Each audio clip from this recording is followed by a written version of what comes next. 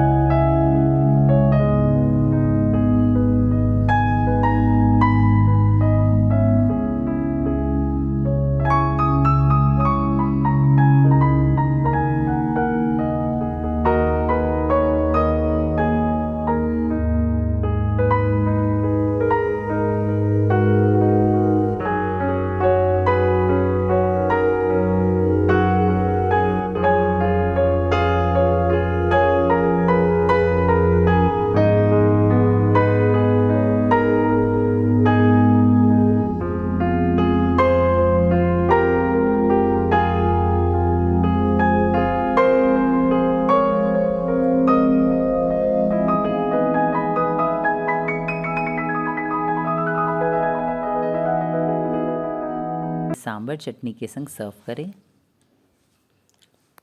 और हमें कमेंट करके बताएं आपको ये रेसिपी कैसी लगी। और अच्छी लगी तो हमारे चैनल को सब्सक्राइब, शेयर और लाइक करना ना भूलें। तो फिर मिलते हैं ऐसी ही एक नई रेसिपी के साथ। Thank you.